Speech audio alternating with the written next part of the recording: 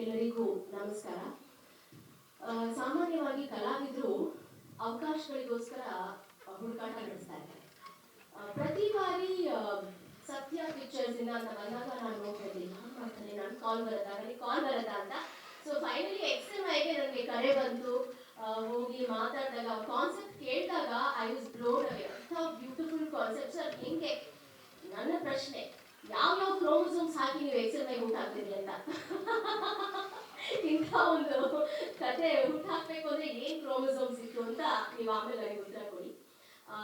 ಒಂಥರ ಇದು full meals ಅಂತ. ಅಂದ್ರೆ ಇವಾಗ ನಾವು ಕೊರಿಯೋಗ್ರಫಿ ತಗೊಂಡಾಗ ಒಬ್ಬ ಉತ್ತಮ ಕೊರಿಯೋಗ್ರಫರ್ ಹೇಗೆ ಅಂದ್ರೆ, ಯಾವ ಡಾನ್ಸರಿಗೆ ಯಾವ ಮೂಮೆಂಟ್ ಚೆನ್ನಾಗಿ ಕಾಣುತ್ತೆ, ಯಾವ ಗ್ರೇಸ್ ಹೇಗಿದೆ ಅನ್ನೋದನ್ನ ನೋಡ್ಕೊಂಡು ಕೊರಿಯೋಗ್ರಫಿ ಮಾಡ್ತಾರೆ. ಸೊ ಆ ಥರ ಒಬ್ಬ ಬ್ಯೂಟಿಫುಲ್ ಡೈರೆಕ್ಟರ್ ಆ್ಯಂಡ್ ಕೊರಿಯೋಗ್ರಫರ್ ಸತ್ಯ ಸರ್. ಯಾಕಂದ್ರೆ ಪ್ರತಿಯೊಬ್ಬ ಆರ್ಟಿಸ್ಟ್ ನ ನೋಡ್ಕೊಂಡು ಅವರಿಗೆ ಯಾವ ತರ ಫ್ರೇಮ್ ಇಟ್ರೆ ಚೆನ್ನಾಗಿ ಕಾಣುತ್ತೆ, ಯಾವ ತರ ಡೈಲಾಗ್ಸ್ ಕೊಟ್ರೆ ಚೆನ್ನಾಗಿ ಕೇಳಿಸುತ್ತೆ ಅನ್ನೋಂಥ ಒಂದು ನಾನು ಕಂಡಿರೋ ಹಾಗೆ ನನ್ನ ಮೋಸ್ಟ್ ಫೇವರೆಟ್ ಆ್ಯಂಡ್ ಸಿಕ್ಕಾಪಟ್ಟೆ creative person and a very good human being.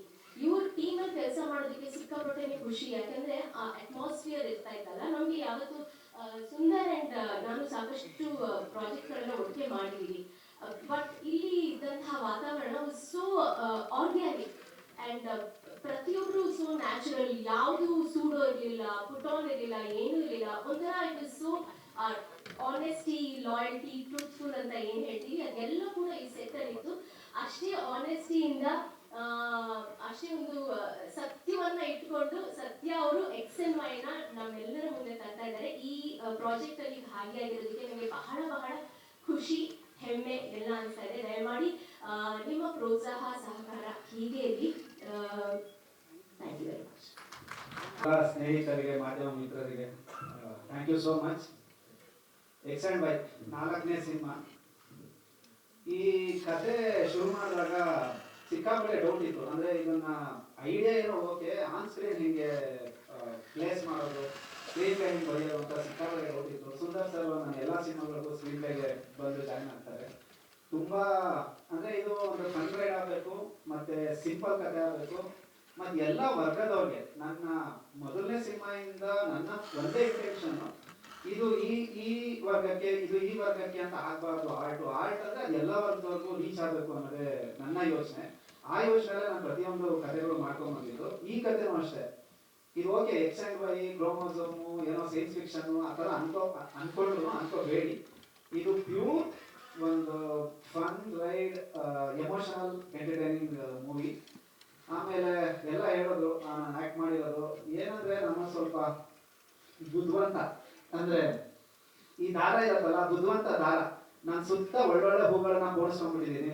So ಇಂಥ ಕಲಾವಿದರುಗಳ ಜೊತೆ ಹೂ ಜೊತೆ ನಾರು ಪಾಸ್ ಆಗೋಯ್ತು ಅನ್ನೋ ತರ ಇವ್ರುಗಳಿಂದ ನಾನು ಏನಾದ್ರು ಸ್ಕ್ರೀನಲ್ಲಿ ಒಂಚೂರು ಚೆನ್ನಾಗಿ ಕಂಡ್ರೆ ಓನ್ಲಿ ಬಿಕಾಸ್ ಆಫ್ ಈ ಆರ್ಟಿಸ್ಟ್ಗಳು ಸಿಕ್ಕಾಪಟ್ಟೆ ಚೆನ್ನಾಗಿ ಮಾಡಿದ್ದಾರೆ, ಒಬ್ರಿಗಿಂತ ಒಬ್ರು ಪರ್ಫಾರ್ಮೆನ್ಸ್. ಆಮೇಲೆ ಹರ್ಷನ್ ಬಗ್ಗೆ ಹೇಳಲೇಬೇಕು. ಹರ್ಷನ್ಗೆ ಜೈನಾರ 4th ಬ್ಲಾಕ್ ಇಂದ ಪರಿಚಯ ಆಗಿದ್ದ ಮ್ಯೂಸಿಕ್ ಡೈರೆಕ್ಟರು.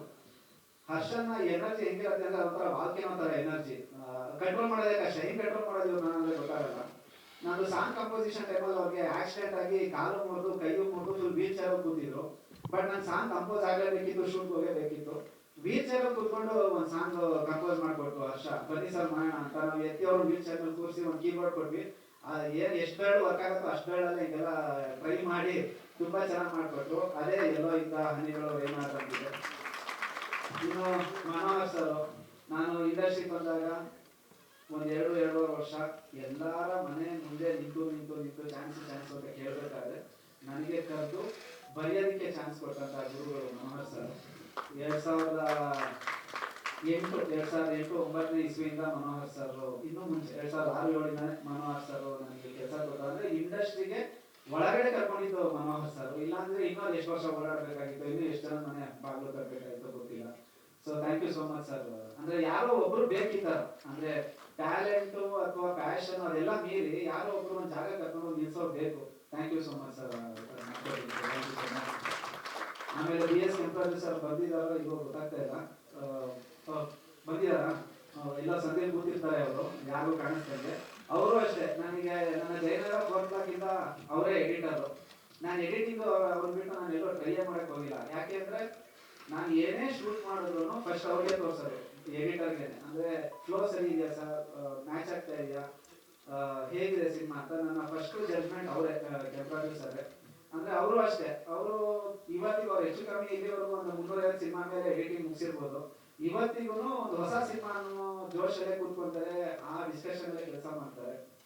ಸೊ ಈ ತರ ಎಲ್ಲ ಒಳ್ಳೆ ಟೀಮ್ ಇರೋದಕ್ಕೆ ಇನ್ನೇನು ದೀಪಕ್, ನಮ್ದು ಅವಿತ್ ಇದ್ದಾರೆ ಕ್ಯಾಮ್ರಾಮನ್. ಅಂದ್ರೆ ಇವಾಗ ಹೇಳ್ತಾ ಹೋದ್ರೆ ಎಲ್ಲರೂ 15 ವರ್ಷದಿಂದ ನನ್ನ ಜೊತೆಗೆ ಇರೋರು. ಸೊ ಇಡೀ ಸತ್ಯ ಪಿಕ್ಚರ್ ಇನ್ನೂ ಒಂದಷ್ಟು ಜನ ಬಂದಿಲ್ಲ, ಮಂಜೇಶ್ ಎಲ್ಲ ಬಂದಿದ್ದಾರೆ, ಇವಾಗ ಗೊತ್ತಿಲ್ಲ. ಆಮೇಲೆ ಇವಾಗ ಟ್ರೈಲರ್ ಟೀಸರ್ ಎಲ್ಲ ಏನ್ ನೋಡಿದ್ರೆ ಅದು ಗೌತಮ್ ಮತ್ತೆ ಜಿತೇಂದ್ರ ಅಂತ ಕಟ್ ಮಾಡಿರೋದು, VFX ಮಾಡಿರೋದು ಅಭಿ ಅಂತ. ಸೊ ಒಂದು ಒಳ್ಳೆ ಟೀಮು. ಈ ತರ ಟೀಮ್ ಇದ್ದಾಗ ನೀವು ನಿರ್ಮಾಣ ಆದ್ರೂ ಮಾಡ್ಬೋದು, ನಿರ್ದೇಶನ ಆದ್ರೂ ಮಾಡ್ಬೋದು, ಆಕ್ಟಿಂಗ್ ಆದ್ರೂ ಮಾಡ್ಬೋದು, ಸುಮ್ಮನೆನಾದ್ರೂ ಕೂತಿರ್ಬೋದು. ಸುಮ್ಮನೆ ಕೂತ್ರು ಯಾರು ಬೈಯಲ್ಲ, ಸುಮ್ಮನೆ ಮಾತಾಡ್ಕೊಂಡು ಕೂತಿರೋಣ ಅನ್ನೋ ತರ ಟೀಮು. ಎಲ್ಲರಿಗಿಂತ ಒಂದು ದೊಡ್ಡ ಥ್ಯಾಂಕ್ಸ್ ಬೃಂದಾಚಾರ್ಯ ಅವ್ರಿಗೆ ಹೇಳಲೇಬೇಕು. ಅಂದ್ರೆ ನಂಗೆ ಎಷ್ಟೊಂದು ಜನ ಫೋನ್ ಮಾಡೋದು, ಏನು ಒಂದು ಬೃಂದಾಚಾರ್ಯ ಅವರು ಪಬ್ಲಿಸಿಟಿ ನೆಗ್ಲು ಮೇಲೆ ಹಾಕೊಂಡು ಓಡಾಡ್ತಾ ಇರೋರು, ಏನು ಅಷ್ಟೊಂದು ಮಾಡ್ತಾ ಇದ್ದಾರೆ ಅಂತ. ಇವತ್ತು ಅಷ್ಟೇ ಸರ್, ನಾನೇ ಆಂಕರ್ ಮಾಡ್ತೀನಿ, ಯಾರನ್ನು ಕಳಿಸ್ತೀವಿ, ನಾನು ಎಲ್ಲರಿಗೂ ರಿಕ್ವೆಸ್ಟ್ ಮಾಡ್ತೀನಿ, ನಾನು ಎಲ್ಲರ ಹತ್ರ ಮಾತಾಡ್ತೀನಿ ಅಂತ. ಈ ತರ ಒಬ್ಬ ಆರ್ಟಿಸ್ಟ್ ಅಂದ್ರೆ ಬರೀ ಆಕ್ಟ್ ಮಾಡಿದ್ರೆ ಸಾಕು ಅನ್ನೋದಲ್ಲ, ಸಿನಿಮಾನ ಅದನ್ನ ದರಕ್ಕೆ ಸೇರಿಸೋ ತನಕ 100% ಸೋಲ್ಫುಲ್ ಆಗಿ ಎಫರ್ಟ್ ಹಾಕೋದು ಎಲ್ಲರೂ ನಿಜವಾಗ್ಲೂ ದೊಡ್ಡ ವಿಷಯ ಆಗ್ಬೋದು. Thank you so much. ಆಮೇಲೆ ಈ ಸಿನಿಮಾ ಹೆಸರಿಗೆ ಸತ್ಯ ಪಿಕ್ಚರ್ಸ್ ಅಂತ ಇರ್ಬೋದು, ಬಟ್ ನಾವು ಖಂಡಿತ ನಾನು ನಿರ್ಮಾಪಕ ಅಷ್ಟೆಲ್ಲರೂ ನನ್ನ ಹತ್ರ ಖಂಡಿತ ಇಲ್ಲ. ಪ್ರೊಡಕ್ಷನ್ ಹೌಸ್ ಹೆಸರಿಟ್ಟಿದ್ದಾರೆ ಅಂತ ಹಾಕಿದ್ದಾರೆ. ಈ ಆ ಕಡೆ ಕೂತಿರೋದ್ರಲ್ಲೇ ತುಂಬಾ ಜನ ನಿರ್ಮಾಪಕಗಳಿದ್ದಾರೆ. ಹೆಸರು ಹೇಳ್ತಾ ಹೋದ್ರೆ ಒಂದು ಸಂಜೆ 9 ಗಂಟೆ, ರಾತ್ರಿ 9 ಗಂಟೆ ಆಗ್ಬಿಡತ್ತೆ. ಅಂದ್ರೆ ಯಾಕೆ ಮಾತು ಹೇಳ್ತೀನಿ ಅಂದ್ರೆ, ಈಗ ಆರ್ಟಿಸ್ಟ್ ಗಳಿರ್ಬೋದು, ಅವ್ರು ಏನೋ ರೆಮ್ಯುನರೇಷನ್ ಇರುತ್ತೆ, ಅದ್ರಲ್ಲಿ ಬಿಟ್ಬಿಟ್ಟು ಸಿನಿಮಾಗಳು ಮಾಡಿರ್ತಾರೆ, ಬನ್ನಿ ಸರ್ ಒಳ್ಳೆ ಕತೆ ಸಿನಿಮಾ ಮಾಡೋಣ ಅಂತ. ಟೆಕ್ನಿಷಿಯನ್ಸ್ ಗಳಿರ್ಬೋದು, ಬಿಡೋ ಸದ್ಯ ಒಳ್ಳೆ ಸಬ್ಜೆಕ್ಟ್ ಮಾಡೋಣ, ಎಲ್ಲ ಸೇರ್ಕೊಂಡು ಮಾಡೋಣ ಅಂತ. ಇನ್ಕ್ಲೂಡಿಂಗ್ ಕ್ಯಾಮ್ರಾದವರಾಗ್ಲಿ, ಪ್ರೊಡಕ್ಷನ್ ಅವರಾಗ್ಲಿ, ಮೇಕಪ್ ಅವರಾಗ್ಲಿ ಎಲ್ಲರೂ ನನ್ನ ಜೊತೆ ಸೇರ್ಕೊಂಡು ಮಾಡಿದ್ದಾರೆ. ಹಾಗೆ ಮೀಡಿಯಾದವರು ಮೊನ್ನೆ ಒಬ್ರು ಸಿಕ್ಕಾಗ ಹೇಳಿದ್ರು, ನಿಮ್ ಸಿನಿಮಾ ಪ್ರಚಾರ ತುಂಬಾ ಚೆನ್ನಾಗಿ ಆಗ್ತಾ ಇದೆ ಅಂತ. ನಿಜವಾಗ್ಲೂ ಇವತ್ತು ಏನೇನೋ ಇದೆಯಲ್ಲ ಅಂದ್ರೆ ಪ್ರಮೋಷನ್ಗೆ ಅದು ಕೊಡ್ಬೇಕು ಇದು ಕೊಡ್ಬೇಕು ಅಂತ, ಅದೇನು ಇಲ್ಲದೆ ರಿಕ್ವೆಸ್ಟ್ ಮೇಲ್ಗಡೆನೆ ಹೋಗ್ತಾ ಇದೆ, ಆಮೇಲೆ ಬೃಂದವ್ರ ಎಫರ್ಟ್ ಮೇಲೆ ಹೋಗ್ತಾ ಇದೆ. ನೀವು ಈ ಸಿನಿಮಾ ನಿರ್ಮಾಪಕರೇ ಆಗಿರೋದ್ರಿಂದ ಈ ಸಿನಿಮಾನ ಜಾಸ್ತಿ ಜನಕ್ಕೆ ತಲುಪಿಸಬೇಕಾಗಿರೋ ಜವಾಬ್ದಾರಿ ನಿಮ್ಮ ಮೇಲೂ ಇದೆ, ಮೀಡಿಯಾದವ್ರ ಮೇಲೂ. So thank you so much. ನೀವೆಲ್ಲ ಬಂದಿದ್ದಕ್ಕೆ ಎಕ್ಸೆಪ್ಟ್ ಮೋಸ್ಟ್ಲಿ ಒಂದು ಶೋ ಆಗ್ತೀವಿ ಓನ್ಲಿ ಫಾರ್ ಮೀಡಿಯಾ, ಬೇರೆ ಯಾರು ಇಲ್ಲ, ಬರೀ ಮೀಡಿಯಾದವ್ರಿಗೇನೆ ಒಂದು ಶೋ ಮಾಡಬೇಕು ಅಂತ ಯೋಚನೆ ಮಾಡ್ತಾ ಇದೀವಿ. ಆಮೇಲೆ ನಮ್ಮದೇ ಡಿಸ್ಟ್ರಿಬ್ಯೂಷನ್ ಜಗದೀಶ್ ರೆಡ್ಡಿ ಸರ್ ಇದ್ದಾರೆ. ಅವರು 25 ವರ್ಷದಿಂದ ಇಂಡಸ್ಟ್ರಿ ಇರುವಂತ ವ್ಯಕ್ತಿ, ಕೆಲಸ ಸಿಕ್ಕಾಪಟ್ಟೆ ಕೆಲಸ ಮಾಡುವಂತ ವ್ಯಕ್ತಿ ಅವರಿದ್ದಾರೆ. ಮತ್ತಿನ್ಯಾರಾದ್ರೂ ಹೆಸರು ವಾಲ್ನಟ್ ಮಹೇಶ್, ನಾಗೇಂದ್ರ, ಸಣ್ಣ ಥ್ಯಾಂಕ್ ಯು. ಬೃಂದಾವನ ಪರಿಚಯ ಮಾಡ್ಕೊಟ್ಟಿದ್ದಕ್ಕೆ thank you so much. So ಇನ್ಯಾರಾದ್ರೂ ಹೆಸರು ಮರ್ತಿದ್ರೆ ಟೈಮ್ ಇಲ್ಲ ಅಂತ ಅನ್ಕೊಂಡು, ಯಾರು ಬೇಜಾರಾಗಲ್ಲ ನನ್ಗೆ ಗೊತ್ತು. ಥ್ಯಾಂಕ್ ಯು ಸೋ ಮಚ್ ಎಲ್ಲ ಬಂದಿದ್ದಕ್ಕೆ. ನಿಮ್ಮಿಂದ ಆದಷ್ಟು ಸಪೋರ್ಟ್ ಸಿಗಲಿ. ಎಕ್ಸಾಂಪಲ್ ನಿಜವಾಗ್ಲೂ ಕನ್ನಡಕ್ಕೆ ಒಂದು ಹೊಸ ತರ ಸಿನಿಮಾ ಆಗುತ್ತೆ, ಕನ್ನಡ ಪ್ರೇಕ್ಷಕರು ಮತ್ತೆ ಥಿಯೇಟರ್ಗೆ ಬರೋ ತರ ಸಿನಿಮಾ ಆಗುತ್ತೆ ಅನ್ನೋ ಕಾನ್ಫಿಡೆನ್ಸ್ ಇದೆ. ಹೇಳ್ತಾ ಇದ್ದೀನಿ ಅಷ್ಟೇ. ನಾವು ಮಾಡಿದೀವಿ, ನಾವು ಗೊತ್ತಾಗ್ತೀವಿ ಅಂತಲ್ಲ, ಸೋಲ್ಫುಲ್ ಆಗಿ ಮಾಡಿರೋ ಸಿನಿಮಾ, ಖುಷಿಯಾಗಿ ಮಾಡಿರೋ ಸಿನಿಮಾ, ಮಜವಾಗಿ ಮಾಡಿರೋ ಸಿನಿಮಾ, ನೋಡೋದು ಖುಷಿ ಸಿಗತ್ತೆ ಅಂತ. ಎಲ್ಲರೂ ಸಿನಿಮಾ ನೋಡಿ ಇನ್ನೊಬ್ರಿಗೆ ಹೇಳಿ. ಅಂದ್ರೆ ಸಿನಿಮಾ ಪ್ರಮೋಷನ್ ಅನ್ನೋದು ಸಿನಿಮಾ ಟೀಮ್ ಅವ್ರು ಮಾಡಕ್ ಆಗದೇ ಇಲ್ಲ. ಸಿನಿಮಾ ಪ್ರಮೋಷನ್ ಅನ್ನೋದು ಆಡಿಯನ್ಸ್ ಮಾಡಬೇಕು. ಅಂದ್ರೆ ಯಾರು ನೋಡ್ತೀರಾ, ನೋಡಿದ ತಕ್ಷಣ ಸಿನಿಮಾ ಚೆನ್ನಾಗಿದೆ ನೋಡ್ರಿ ಅಂತ ಅಷ್ಟೇ ಬಿಟ್ರೆ, ಹಾಗೆ ನನಗೆ ರಾಮಾರಾಮರೇ ಹಾಗೆ ಆಗಿತ್ತು. ಸೊ ಈ ಸರಿನೂ ಹಾಗೆ ಆಗತ್ತೆ ಅನ್ನೋ ನಂಬಿಕೆ ಇದ್ದೀನಿ. ಮತ್ತೊಮ್ಮೆ ಎಲ್ಲರಿಗೂ ಧನ್ಯವಾದಗಳು. Thank you so much. ಹೆಚ್ಚಿನ ಸುದ್ದಿಗಳಿಗಾಗಿ ನಮ್ಮ ಚಾನೆಲ್ನ ಸಬ್ಸ್ಕ್ರೈಬ್ ಮಾಡಿ.